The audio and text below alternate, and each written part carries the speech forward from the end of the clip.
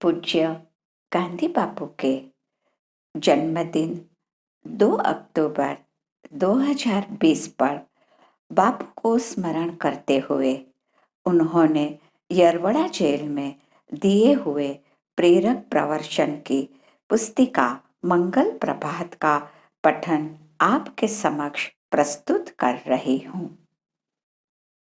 प्रकरण 8 अस्पृश्यता निवारण।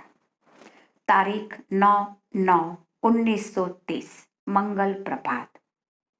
यह व्रत भी अस्वाद व्रत की तरह नया है और कुछ विचित्र भी लगेगा।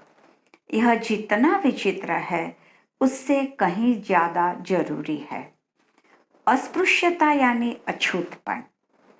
और अखा भगत ने ठीक ही गाया है कि आभड़छेद अधकेरू अंग।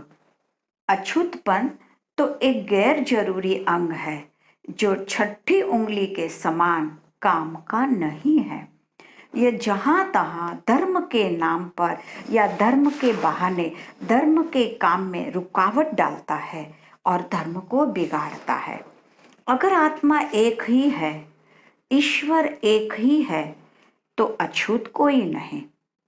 जैसे ढेड़ भंगी अछूत माने जाते हैं लेकिन अछूत नहीं है, वैसे मुर्दा भी अछूत नहीं है। वह सम्मान और करुणा, इज्जत और रहम के लायक है। किसी मुर्दे को छूकर या तेल लगाकर या हजामत कर कराकर अगर लोग नहाते हैं तो वह सिर्फ आरोग्य तंदुरुस्ती के ख्याल से ही। मुर्दे को छूकर या तेल लगाकर अगर कोई नहाता नहीं है तो वह गंदा भले ही कहा जाए लेकिन पातकी नहीं है, पापी नहीं है।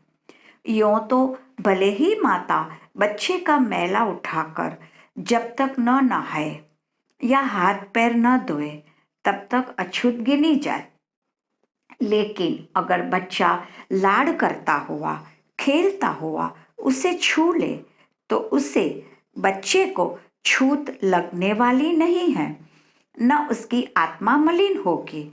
लेकिन जो नफरत के कारण भंगी, ढेड़, चमार वगैरह नाम से पहचाना जाता है वह तो जन्म से अछूत माना जाता है।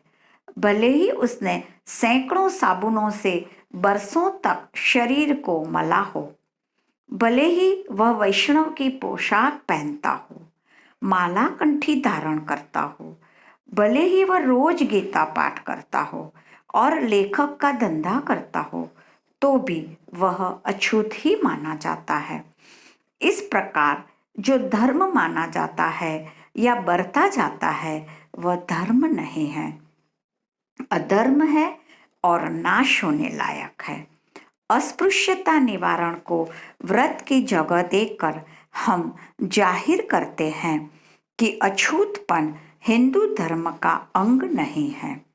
इतना ही नहीं बल्कि वह हिंदू धर्म में बैठी हुई एक सड़न है, वहम है, पाप है और उसे मिटाना हर एक हिंदू का धर्म है, उसका परम कर्तव्य है।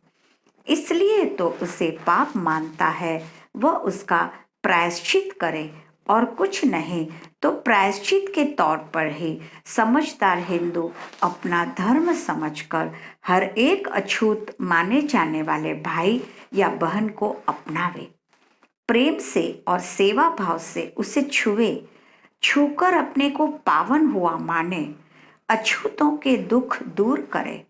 वे बरसों से कुचले गए हैं, इसलिए उनमें अज्ञान वगैरह जो दोष आ गए हैं उन्हें धीरज से दूर करने में उनकी मदद करें और ऐसा करने के लिए दूसरे हिंदुओं को समझाएं, प्रेरणा दें।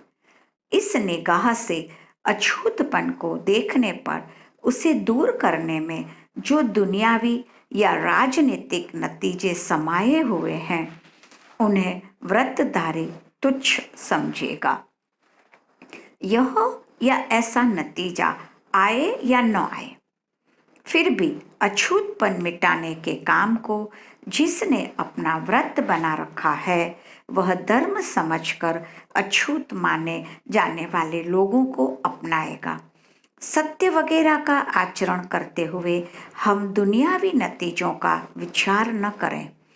सत्य का आचरण उस व्रतधारी के लिए कोई तरकीब नहीं है, वह तो उसकी देह के साथ जड़ी हुई चीज है, उसका स्वभाव है।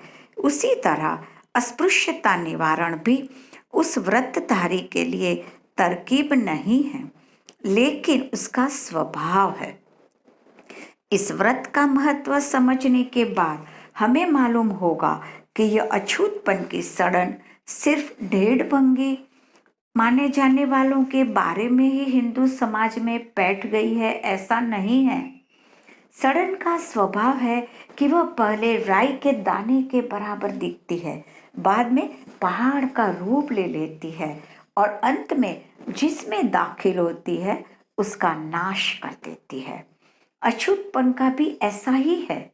यह छुआछूत दूसरे धर्म वालों के साथ बरती जाती है, दूसरे फिरके वालों के साथ बरती जाती है, एक ही संप्रदाय के भीतर भी घुस गई है। यहाँ तक कि कुछ लोग तो छुआछूत को पालते पालते इस पृथ्वी पर भार रूप हो गए हैं। वे अपना ही संभालने, खुद को ही सहलाने, आँच न आने देने या बचाते फिरने, नहाने धोने, खाने पीने से फुर्सत नहीं पाते और ईश्वर को भूलकर ईश्वर के नाम से खुद को पूजने लग जाते हैं। इसलिए अछूतपन को मिटाने वाला आदमी सिर्फ ढेड़भंगे को अपनाकर संतोष नहीं मानेगा। जब तक वह तमाम जीवों को अपने में नहीं देखता और अपने को तमाम जीवों में नहीं होम देता, नहीं मिटा देता, तब तक वह शांत होगा ही नहीं। अछूतपन मिटाना यानी तमाम जगत के साथ दोस्ती रखना, उसका सेवक बनना। यो अस्पृश्यता निवारण और अहिंसा की जोड़ी बन जाती है और सचमुच है भी। अहिंसा का अर्थ है तमाम जीवों के लिए पूरा प्रेम। अछूतपन मिटाने का भी वही अर्थ है। तमाम जीवों के साथ का भेद मिटाना अछूतपन मिटाना है।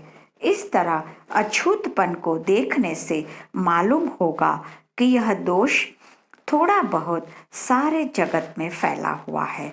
यहाँ हमने उसका हिंदू धर्म के सड़न के रूप में विचार किया है, क्योंकि उसने हिंदू धर्म में धर्म का स्थान हथिया लिया है और धर्म के बहाने लाखों या करोड़ों लोगों की हालत गुलामों जैसी कर डाली है। धन्यवाद।